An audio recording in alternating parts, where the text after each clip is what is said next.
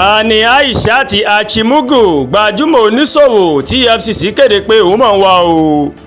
Àjọ tó rí sí ìwà àjẹbánu ní Nàìjíríà ìyẹn Economic Financial Crimes Commission EFCC ló mà ti kéde pé àwọn máa ń wá gbajúmọ̀ obìnrin kan tó tún jẹ́ adarí iléeṣẹ́ Fela Concept Group Aishat Achimugu.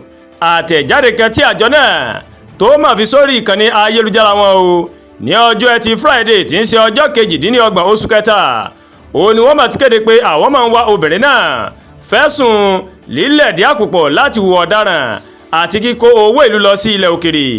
Àtẹ̀jáde náà tí agbẹnusọ EFCC Délé Oyèwálé fi léde ó máa rọ àwọn èèyàn tó bá ní ìmọ̀ nípa ibi tí arábìnrin náà wà tàbí bí wọ́n ṣe lè náwó gan obìnrin náà láti fi tó àwọn létí o tàbí lọ fi tó àgọ́ ọlọ́pàá tó bá wà ní agbègbè wọn létí o.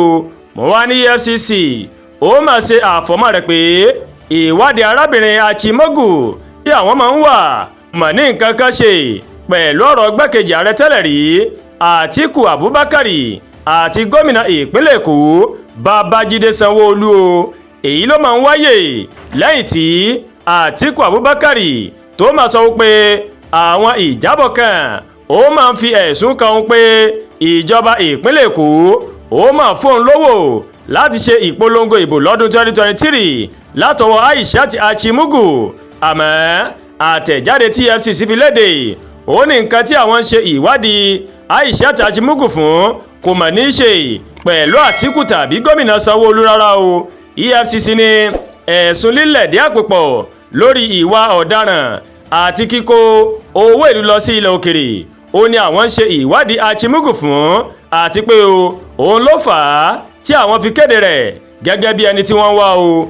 wọ́n ní láti ọdún 2022 ó ní àwọn ti bẹ̀rẹ̀ ìwádìí lórí Achimugu àmọ́ tó lọ sí ilé ẹjọ́ o láti ṣe ìdádúró EFCC láti má náwó gan òun o pé kí wọ́n má ṣe ìfọ̀rọ̀wánilẹ́nuwò fún òun tàbí kí wọ́n fi òun sí àhámọ́ o tàbí kí wọ́n yìí ṣe ìwádìí òun. Agbẹnusọ EFCC ó wá sọ wípé ní ọjọ́ 19 oṣù kejì ọdún 2025 ó ní ilé ẹjọ́ gíga ìlú Àbújá ó mà ló mà dá ẹjọ́ náà nù tó sì fún àwọn láṣẹ láti ṣe iṣẹ́ àwọn. Ní ọjọ́bọ̀ Thursday ọjọ́ 17 oṣù kẹta ó ní agbẹnusọ Àtíkù Abubakar ló máa fi àtẹ̀jáde kan síta pé Àtíkù Abubakar tó jẹ́ olùdíje sípò ààrẹ lábẹ́ ẹgbẹ́ òṣèlú PDP níbi ètò ìdìbò ọdún 2023 kò fìgbà kankan ṣe ìpàdé pẹ̀lú Sanwó-Olú débi pé yóò gba owó lọ́wọ́ rẹ̀ o.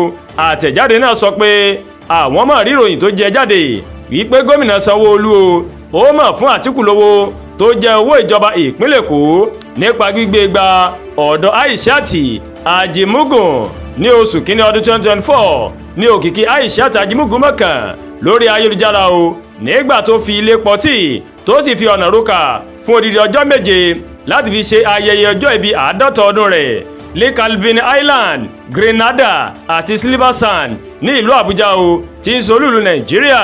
ó ní ayẹyẹ ọjọ́ 7 náà òun ló ti wáyé o.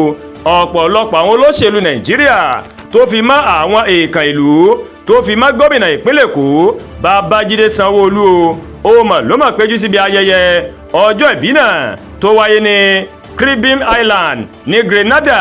Aishat Achimugu lórí ìkànnì ayélujára rẹ̀ ó mà júwe ara rẹ̀ gẹ́gẹ́ bí oníṣòwò obìnrin. òun ni adarí iléeṣẹ́ Fela Concept Group, iléeṣẹ́ tó kó àwọn iléeṣẹ́ 8 lẹ́ka epo rọ̀bì ìmọ̀ ẹ̀rọ àti bẹ́ẹ̀ bẹ́ẹ̀ lọ o. òun náà tún ni alága iléeṣẹ́ Blue Wave Exploration and Production Limited Achimugu OFR.